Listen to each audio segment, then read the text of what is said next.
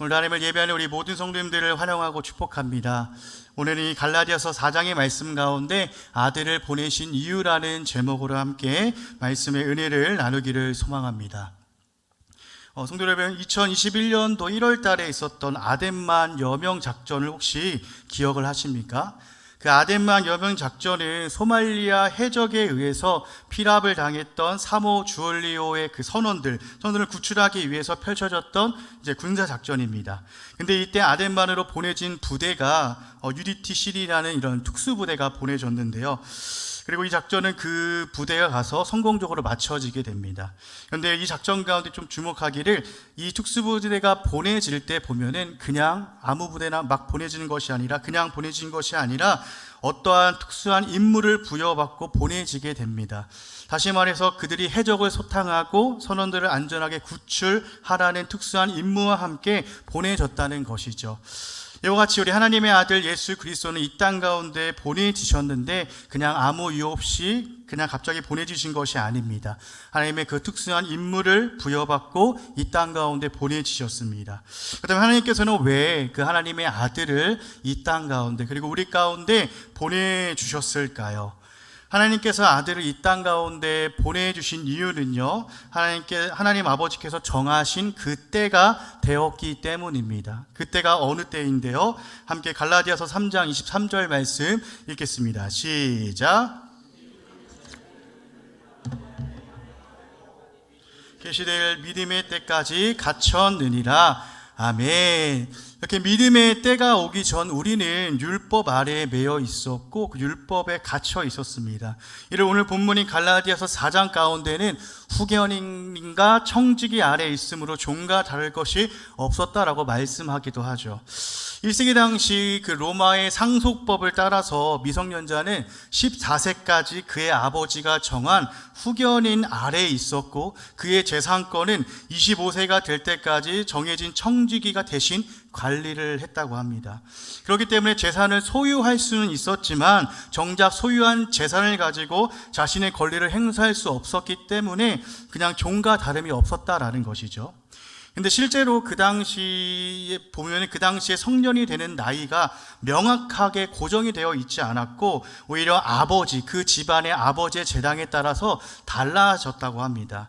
무슨 말일까요? 아버지가 그 정한 때, 곧 아버지의 주권에 따라서 달라졌다라는 것이죠. 이처럼 하나님께서 정하신 때, 그러니까 율법 아래에 매여 있던 우리가 이제는 그 율법에서 자유함을 얻고 유업을 받을 믿음의 때가 되었기 때문에 하나님께서 그 때가 이르러서 아들을 보내주셨다라는 것이죠. 근데 우리가 기억할 것은 그 믿음의 때를 우리가 정할 수도 없고 우리가 그 때를 바꿀 수도 없다라는 사실입니다.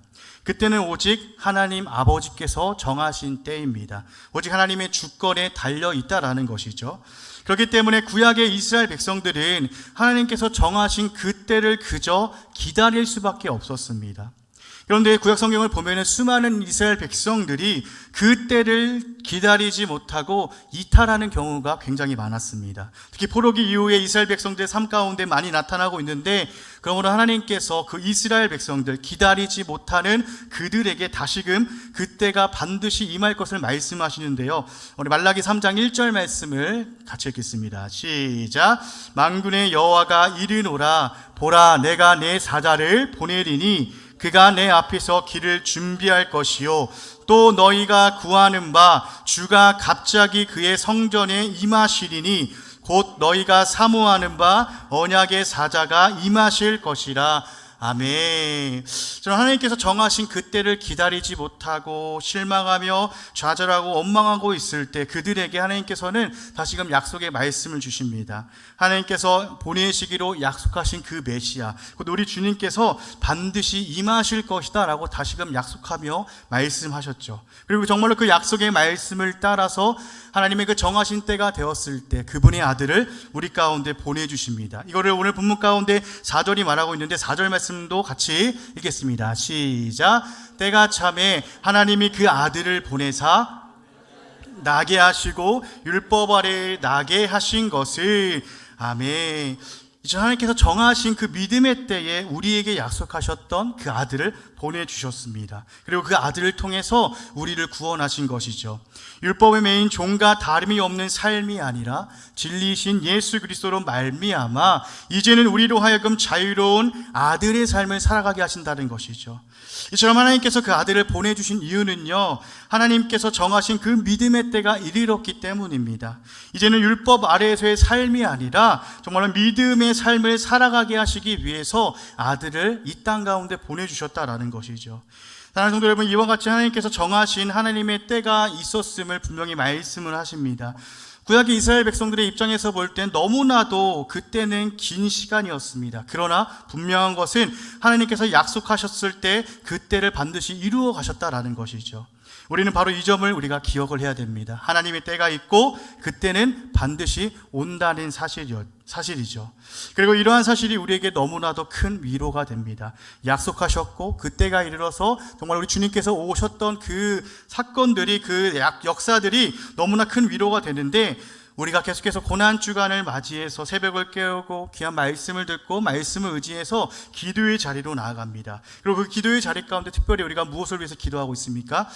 남편과 우리 아내와 자녀들 위해서 기도하고 있지 않습니까? 여전히 세상 가운데 방황하고 있는 그들을 바라볼 때면은 사실 너무나도 막막하고 답답합니다. 그러므로 그저 우리가 기도할 뿐이죠. 그런데 우리의 기도가 반드시 이루어질 때가 있음을 분명히 보여주고 계십니다. 하나님 아버지께서 정하신 그때에, 그분의 그 시간에 우리의 눈물의 기도가 반드시 이루어질 것을 지금 말씀하고 있다라는 것이죠. 그러므로 사랑하는 성도 여러분, 하나님께서 정하신 그 믿음의 때를 기대하며 소망함으로 포기하지 않고 기도할 때에 정말로 우리 주님께서 믿음의 때에 우리 가운데 약속을 따라 오셨듯이 하나님의 약속의 말씀을 따라서 우리의 눈물의 기도를 통해서 우리 남편과 아내와 우리 자녀들 그리고 우리의 가정 가운데 그러한 은혜들이 임하기를 주님의 이름으로 간절히 축원합니다. 지금 하나님께서 그 아들을 보내주신 이유는요, 하나님 아버지께서 정하신 바로 그때가 이르렀기 때문입니다. 그렇다면 그 믿음의 때에 아들을 보내셔서 무엇을 이루어 가셨을까요? 두 번째로 아들을 보내신 이유는요, 율법 아래에서 우리를 속량하시고 아들의 명분, 아들의 자격을 얻게 하시기 위해서 독생자를 보내주셨습니다. 함께 오늘 본문 가운데 4절과 5절 말씀 읽겠습니다. 시작.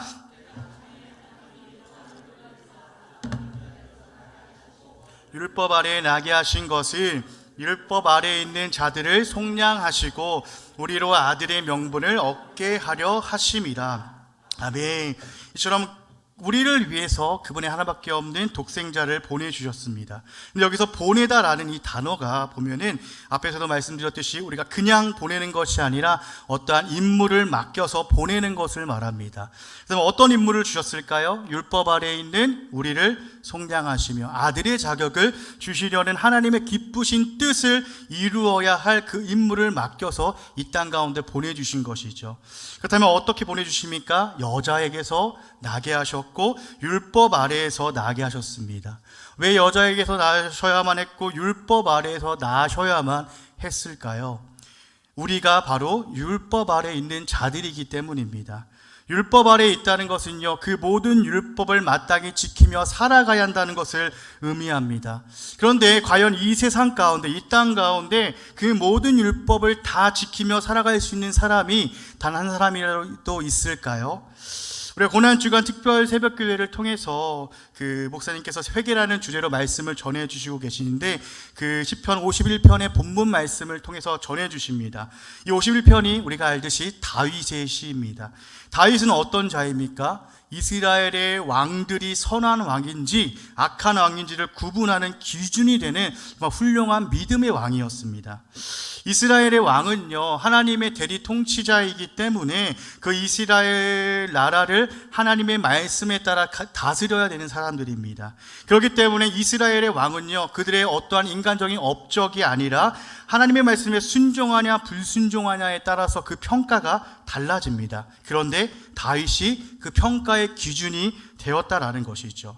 그만큼 다윗이 하나님 보시기에 정직하게 행하였던 믿음의 사람이다라는 것을 말해줍니다. 그런데 이런 다윗에 대해서 성경은 이런 평가를 합니다. 열왕기상 15장 5절 말씀 읽겠습니다. 시작. 우리아의 일 외에는 평생에 여호와 보시기에 정직하게 행하고 자기에게 명령하신 모든 일을 어기지 아니하였음이라. 아멘. 다윗은 분명 여호와 하나님 보시기에 정직하게 행하고 하나님의 말씀에 순종했던 그런 왕입니다. 그러나 그런 다윗마저도 씻을 수 없는 큰 죄를 범하죠. 자신의 충실한 신하였던 우리아의 아내를 범하는 일입니다. 심지어는 이 자신의 죄를 덮기 위해서 우리아를 죽음으로 내몰았고 결국 죽게 됩니다. 무엇을 말씀드리고자 하냐면 이 세상에 그 누구도 이렇게 율법을 다 지켜 행할 수 없다라는 것이죠. 왜냐하면 성경은 말하죠. 이 세상에 의인은 없나니 결코 하나도 없다라고 말씀하기 때문입니다. 그런데요, 이렇게 율법 아래에서 항상 그 율법을 범하며 살아가는 우리를 향해서 성경은 저주 아래에 있는 자라고 말씀을 합니다. 갈라디아서 3장 10절 말씀 읽겠습니다. 시작. 무릇 율법 행위에 속한 자들은 저주 아래에 있나니 기록된 바 누구든지 율법책에 기록된 대로 모든 일을 항상 행하지 아니하는 자는 저주 아래에 있는 자라 하였습니다. 아멘. 이렇게 율법 행위에 속한 자들은 저주 아래에 있음을 말씀합니다. 왜냐하면 누구든지 율법의 모든 일을 항상 다 행할 수 없기 때문입니다. 그렇습니다. 성도 여러분, 우리는 율법 아래에 있던 자들입니다. 그러므로 그 저주 아래에 있던 자들이죠. 그렇기 때문에 하나님께서 그 아들을 이 땅 가운데 특히 율법 아래에서 그리고 여자에게서 나게 하실 수밖에 없었던 것입니다. 우리를 위해서 우리가 받아야 될 그 모든 저주를 대신 받으셔야 됐기 때문입니다. 그러므로 우리 주님께서 우리와 똑같은 인성을 가지고 계셔야 했지만 동시에 희생 제물로서 드려지셔야 했기 때문에 죄가 없으셔야 됐죠. 그러므로 우리와 같은 인간의 몸을 입고 오시되 동정녀 마리아에게 성령으로 잉태되심으로 죄가 없이 이 땅 가운데 오시게 되었습니다. 그리고 우리를 그 율법에서 속량하시기 위해서, 그 저주에서 속량하시기 위해서 우리를 대신에 그 모든 저주를 다 받으시고 십자가에서 죽어주셨습니다. 이처럼 우리는 과거 율법 아래에서 종 노릇하던 자들이었지만 하나님 아버지께서 정하신 믿음의 때가 이르러서 우리를 위해서 이 땅 가운데 보내주신 하나님의 아들로 말미암아 이제는 우리가 하나님의 자녀가 되었다는 것입니다. 그리고 우리에게 자녀됨을 누가 증언하고 계시죠? 우리 안에 계시는 성령님께서 우리로 하여금 하나님 아버지를 아빠 아버지라 부르게 하심으로써 우리가 하나님의 자녀됨을 증언하고 계십니다. 그러므로 사랑하는 성도 여러분, 특별히 고난 주간을 우리가 보내고 있는데 이 한 주간 우리를 위해 이 땅 가운데 오셔서 우리를 대신해서 그 모든 저주를 받으시고 십자가에서 죽으신 하나님의 아들 예수 그리스도를 더 많이 기억하시고 묵상하시기를 바랍니다. 또한 그 은혜 가운데서 하나님을 더 아빠 아버지라 부르짖으며 부르시는 그런 한 주가 되기를 주님의 이름으로 간절히 축원합니다. 이처럼 하나님께서 그분의 하나밖에 없는 귀한 독생자를 이 땅 가운데 그리고 우리 가운데 보내주신 이유는요, 하나님께서 정하신 믿음의 때가 이르렀고 그 믿음의 때에 예수 그리스도로 말미암아 율법과 그 모든 저주에서 우리를 속량하시고 자녀 삼아 주시기 위해서 그분의 아들을 우리 가운데 보내주셨습니다. 그렇다면 마지막으로 이렇게 하나님의 자녀가 된 우리는 어떻게 살아가야 될까요? 세 번째로 아들을 보내주신 이유가요, 하나님의 자녀로서 그 유업을 받게 하시기 위해서 아들을 주셨습니다. 함께 오늘 본문 가운데 7절 말씀 읽겠습니다. 시작.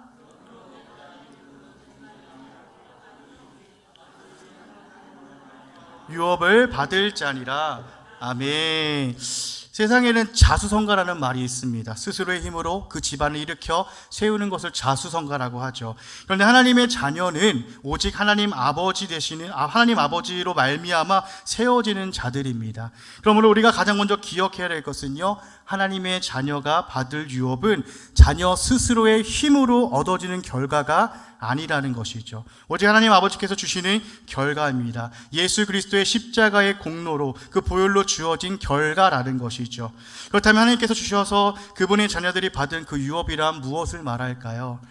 하나님께서 주신 유업이란 하나님의 자녀들이 받게 될 영광을 말합니다. 로마서 3장 23절 말씀 가운데 보면은 모든 사람이 죄를 범하였음에 하나님의 영광에 이르지 못하더니라고 말씀합니다. 우리 인간은 첫사람 아담의 범죄 이후로 모두가 다 죄인이 되었습니다. 그러므로 결코 그 누구도 하나님의 영광에 이르지 못하는 죄인이 되어버렸죠. 그러나 이제는 하나님께서 보내주신 독생자 예수 그리스도께서 우리의 모든 죄를 속량하셨습니다. 이제는 하나님의 자녀가 되었고, 그러므로 아버지 되시는 하나님의 영광에 이르는 자들이 되었다라는 것이죠. 그리고 그 영광에 대해서 예수님께서 죽음을 이기시고 다시 살아나심을 통해서 그 부활의 영광으로 그 영광이 무엇인지 나타내 보여주셨습니다. 그러므로 우리가 받게 될 그 영광이 결코 거짓이 아님을 분명히 보여주셨죠. 그리고 또한 이 영광에 대해서 사도 바울은 로마서 말씀 가운데 이렇게 말합니다. 장차 올 영광이라고 말합니다. 다시 말해서 우리 주님께서 다시 오실 그날에 비로소 완성될 우리의 구원의 영광을 말씀하시는 것이죠. 그렇기 때문에 베드로 사도는요, 성도들을 향해서 나타날 영광에 참여할 자라고 표현하기도 합니다. 그렇기 때문에 하나님의 자녀들이 받을 유업은 그리스도의 그 영광에 참여하는 것입니다. 그런데요, 하나님의 자녀들의 삶은 거기서 끝이 아닙니다. 그분의 영광에 참여하기까지 우리가 어디서 살아갑니까? 이 땅 가운데서 살아가고 있죠. 이 땅 가운데 살아가면서 우리가 그분의 고난에도 반드시 동참을 해야 됨을 말씀합니다. 함께 로마서 8장 17절 말씀 읽겠습니다. 시작. 자녀이면 또한 상속자 곧 하나님의 상속자요 그리스도와 함께한 상속자니 우리가 그와 함께 영광을 받기 위하여 고난도 함께 받아야 할 것임이니라. 아멘. 하나님의 자녀는 분명 하나님의 상속자들입니다. 그러므로 예수 그리스도와 함께 영광을 받기 위해서 반드시 그 고난도 함께 받아야 됩니다. 이 고난은 우리 스스로의 잘못으로 인해 받는 그런 고난이 아닙니다. 오직 예수 그리스도 때문에, 복음 때문에 받는 고난을 말하죠. 그리고 우리 주님께서 받으셨던 바로 그 고난의 길을 말합니다. 그런데 성경은 우리가 그리스도의 고난에 참여할 때에 이것으로 인해서 슬퍼할 것이 아니라 오히려 즐거워하고 기뻐하라라고 말합니다. 왜 그럴까요? 베드로전서 4장 1절 말씀 쉬운 성경으로 한번 읽어보겠습니다. 시작. 그리스도께서도 고난을 받으셨습니다. 그러므로 여러분 자신도 그리스도와 같은 마음으로 무장하십시오. 고난을 겪은 사람은 죄와 관계를 끊은 사람입니다. 아멘. 지금 뭐라고 말씀합니까? 고난을 겪은 사람은, 고난에 참여하고 있는 사람은 죄와 관계가 끊어진 자라고 분명히 말합니다. 그리스도로 인해 고난을 받고 있는다는 것은요, 우리가 죄와의 관계가 끊어짐을 증명하는 일입니다. 반대로 이야기하면은 하나님과의 그 관계가 회복되었고, 그러므로 여전히 아버지와 자녀의 그 친밀한 관계 속에서 우리가 살아가고 있다는 것을 증명하고 있는 일이라는 것이죠. 그러므로 그리스도로 인해서 받는 고난을 우리는 슬퍼할 것이 아니라 즐거워하고 우리가 기뻐해야 합니다. 사랑하는 성도 여러분, 이처럼 하나님께서 그분의 아들을 우리 가운데 보내주신 이유는 우리를 자녀 삼아 주심으로써 그분의 유업을 받아 이어가게 하시며 그분의 영광에 참여하시기 위해서 그 아들을 보내주셨습니다. 그러므로 이 시간 우리가 돌아볼 것은요, 나는 여전히 그리스도의 고난에 동참하는 삶을 살아가고 있는지 우리가 돌아봐야 됩니다.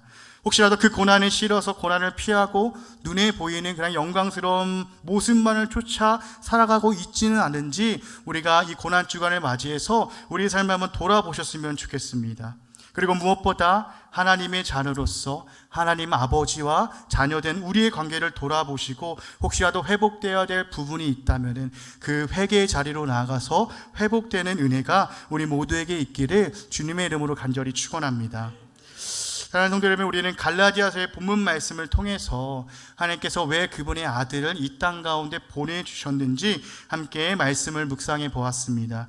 하나님께서 그분의 하나밖에 없는 귀한 독생자를 우리 가운데 보내주신 이유는요, 하나님께서 정하신 그 믿음의 때가 마침내 이르렀고 그 믿음의 때에 예수 그리스도로 말미암아 율법과 그 모든 저주에서 우리를 속량하시고 자녀 삼아주시기 위해서 아들을 보내주신 것입니다. 그리고 하나님의 자녀로서 하나님으로 말미암아 그 유업을 받아 살아가게 하시기 위해서 우리에게 예수 그리스도를 보내주신 것이죠. 그러므로 우리는 장차 나타날 영광에 참여할 하나님의 자녀로서 이 땅 가운데서 오는 그러한 고난들, 예수 그리스도로 말미암아 닥쳐올 고난 앞에서 결코 슬퍼하며 낙심할 것이 아니라 감사와 기쁨으로 마땅히 견디어내야 됩니다. 왜냐하면 그 고난이 하나님과 우리의 관계를 증명해 줄 것이기 때문이죠. 또한 영광 영광에 참여한 자라는 것을 증명해 주는 것이기 때문입니다. 사랑하는 성도 여러분, 우리는 계속해서 이 고난 주간을 보내고 있습니다. 특별히 예수님의 십자가 앞으로 더 가까이 더 많이 나아가는 시간을 보내고 있는데, 이 귀한 시간 가운데 우리를 위해서 이 땅 가운데 보내주신 그 독생자 예수님을 보내주신 이유를 다시 한번 되돌아보시고 그 은혜와 사랑을 깊이 묵상하셨으면 좋겠습니다. 또한 우리가 장차 받게 될 그 영광을 간절히 소망하면서 우리 주님께서 걸어가셨던 그 고난의 길에 마땅히 동참하는 그러한 은혜가 우리 가운데 있기를 주님의 이름으로 간절히 축원합니다.